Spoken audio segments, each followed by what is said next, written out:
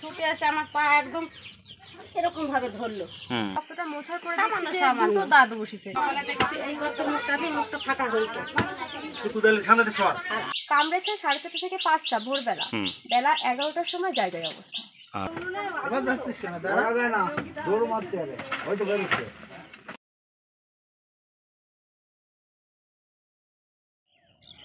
Hello everyone, welcome back to Reptopedia. আর আমি আপনাদের রেপ্টোপিডিয়া চ্যানেল থেকে জয়দেব মজুমদার। আবারও একটা রোমাঞ্চকর ভিডিও নিয়ে দেখা গেল। রোমাঞ্চকর এই কারণেই বলছি, আজ যে ভিডিওটা দেখবেন সেই ভিডিওর মধ্যে দেখতে পাবেন একজন সচেতন নাগরিক হিসাবে একজন মেয়ে তার মাকে বিষধর কালার সাপ, তীব্র বিষধর কালার সাপ, সাইলেন্ট কিলার যাকে বলা হয়, সেই সাপের কামড় হওয়ার পরে তার মাকে কিভাবে বাঁচিয়ে নিয়ে আসলো, তার সচেতনতা কতটা, সেটা এই ভিডিও দেখলে বুঝতে পারবেন।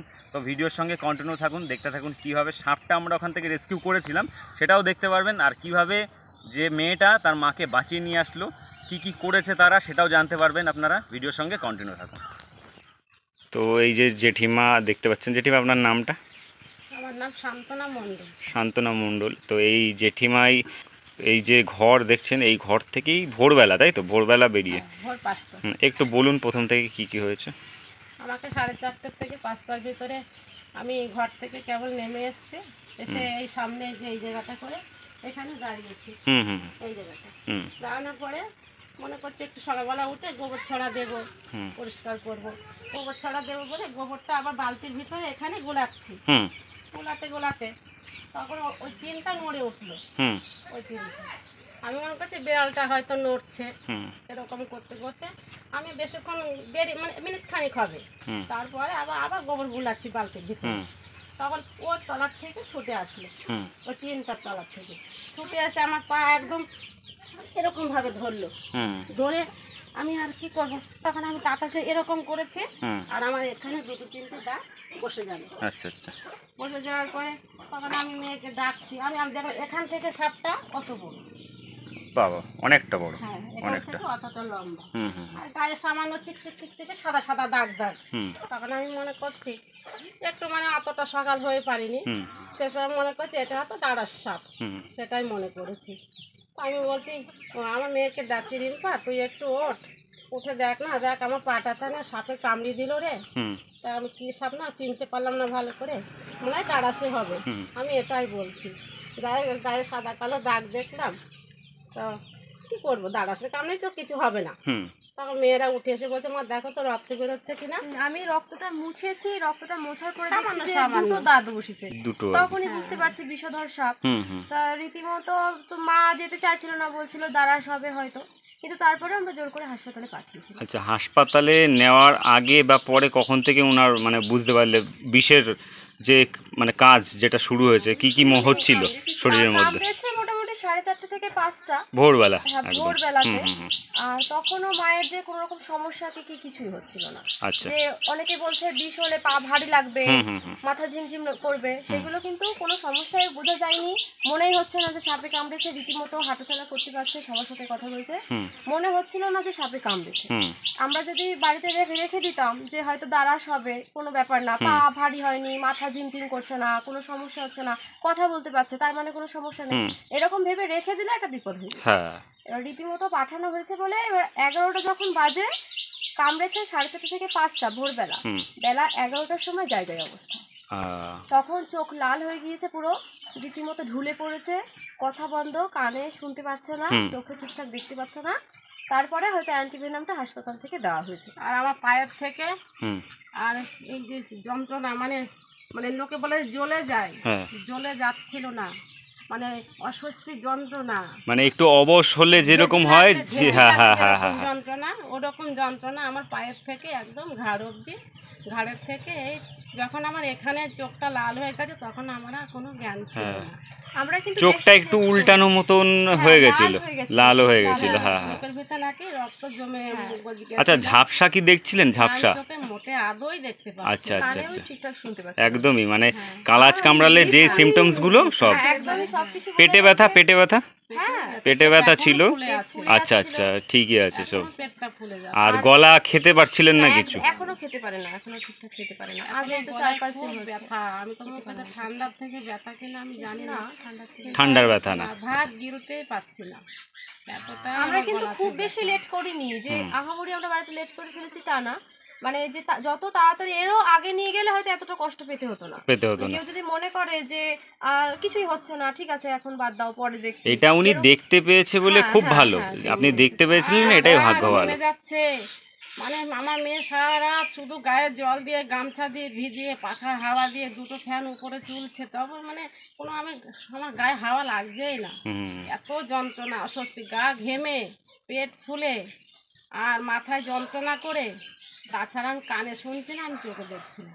এটা যদি টের না পেতেন তাহলে কি হতো, ব্যাপারটা হচ্ছে যে যারা টের পায় না তাদের প্রথমে ট্রিটমেন্ট করে, অনেকেই গ্যাসের ট্রিটমেন্ট করে ফার্স্ট, বুঝতেই পারে না, ঠিক আছে।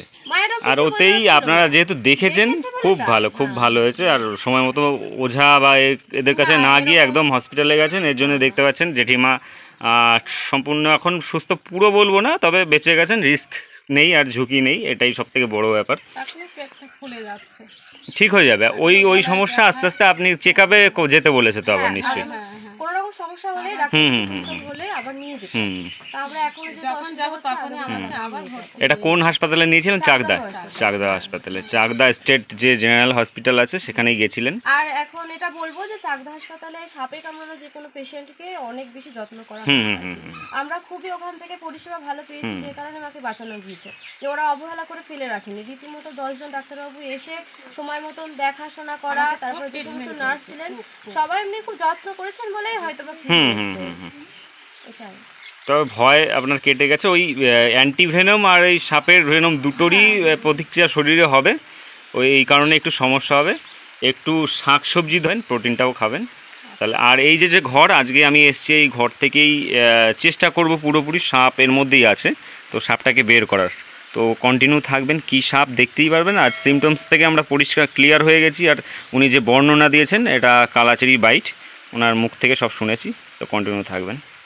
যে যখন শুনেছে তখন থেকেই বলছে হাসপাতালে নিয়ে যাওয়ার কথা, কিন্তু এখনো তো আগেকারের যারা অনেকেই আছে যে মনে করছেন যে এখনো দেখ একটু ঝেড়ে হয় কি, ঝাড়ফুঁক করে যদি হয়। এই যে আমাদের পাশের বাড়ি রীতিমতো শোনার সাথে সাথেই সবাই বলেছে আমাদের নিয়ে যাওয়ার কথা। একদম এটাই উচিত। আমাদের বাড়িতে কেউ নেই, আমরা দুটো ছোট বোন থাকি আর মাকে নিয়ে থাকি, সবাই এমনি ভালো বুদ্ধি দিয়েছে, সবাই হাসপাতালে একদম খুব ভালো হয়েছে, যার কারণে উনি সম্পূর্ণ সুস্থ এখন।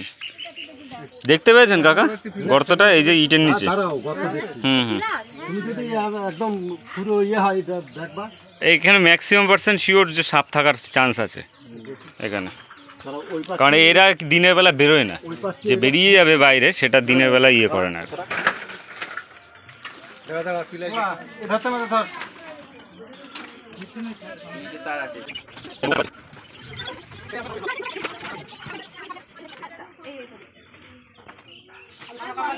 এই গর্তের মুখটা ফাঁকা হয়েছে। আর আমি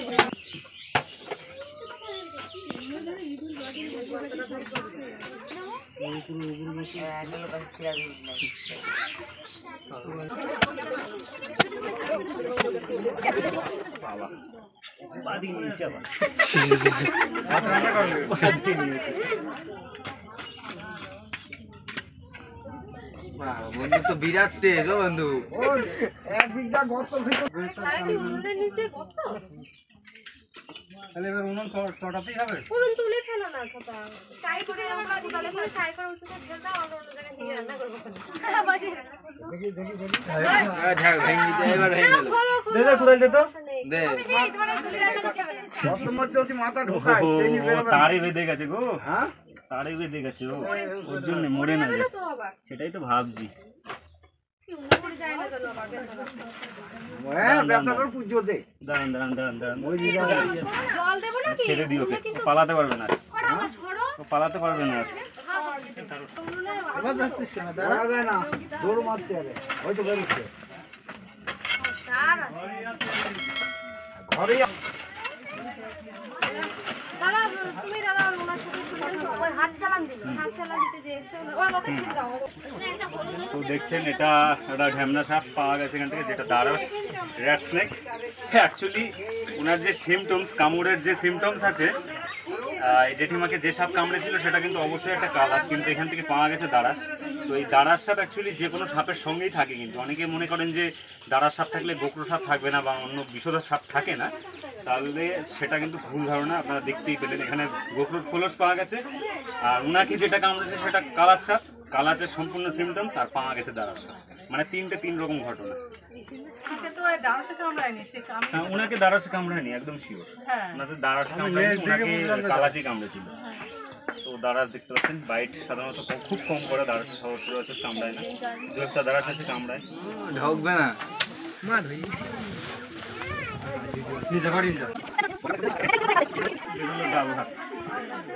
জেঠু এসছে, জেঠুর অনেকে দেখবেন আপনারা হাত চালান দিয়ে সাপ বের করা হয়, তো দেখবো সাপ পাওয়া যায় কিনা। একটা তো পাওয়া গেছে, অন্তত পাওয়া গেছে কিছু জায়গা থেকে। এবার দেখবো বিষধর সাপ থাকতে পারে, কারণ দাঁড়াসের সঙ্গে বিষধর সাপ থাকে।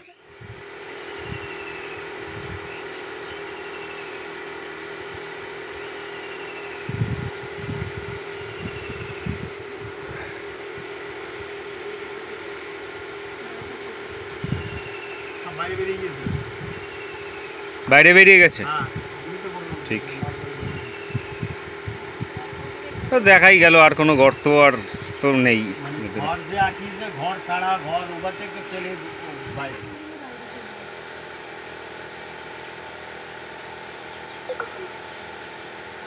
ওই জমিতে চলে গেছে, ওই জমির দিকে। আমাদের এই লোকেশন থেকে, এটা জায়গার নাম কি যেটু? খামারিপাড়া থেকে এই সাপটা বের করা হলো। ওটা রয়েছে ব্যাগে, যেহেতু এখানে ভয় পাচ্ছে এনারা, তো ছাড়ছি না এখানে। আর সবসময় একটা কথাই বলবো, সচেতন থাকবেন। সাপে কামড়ালে খুব তাড়াতাড়ি হসপিটালে যাওয়াটাই সব থেকে ভালো। ওঝার কাছে গেলে অনেক সময় দেখা যাচ্ছে সাপের ড্রাই বাইট হয়, বিষধর সাপের, মানে বিষ ঢালে না, সেটা ওঝার কাছে নিয়ে গেলে কিন্তু ওঝা যে কেউ বাঁচিয়ে দেবে, সে ওঝার কাছে না গেলেও কিন্তু বাঁচত। তো তখন দেখে মনে হবে যে ওঝা বাঁচিয়ে দিয়েছে, কিন্তু এমনটা না। সাপের বিষ অনেক রকম প্রোটিন থাকে, আর সেটার প্রতিষেধক নেওয়াটাই সব থেকে বেটার। শিরায় কামড়ালে খুব তাড়াতাড়ি মারা যাবে, সেটা ডাক্তারদের ক্ষেত্রেও বাঁচানো মুশকিল হয়ে যায়। তো সাপ যদি শিরার ছাড়া অন্য জায়গায় কামড়ায়, তাহলে সব থেকে ভালো, সব থেকে ভালো নিরাপদ। তো আপনারা ভিডিও দেখে বুঝতেই পারলেন সুশিক্ষা আর সচেতন হওয়া কতটা জরুরি। তো আমাদের কাজ, আমাদের অ্যাওয়ারনেস যদি ভালো লাগে, লাইক শেয়ার কমেন্ট করে সাপোর্ট করবেন। আর বিভিন্ন রকমের বিভিন্ন স্বাদের ভিডিও পেতে আমাদের চ্যানেলে অবশ্যই সাবস্ক্রাইব করে রাখবেন। দেখা হচ্ছে অন্য কোনো ভিডিও নিয়ে, ততক্ষণের জন্য বিদায় নিচ্ছি। সবাই আপনারা অনেক অনেক ভালো থাকবেন এবং সুস্থ থাকবেন।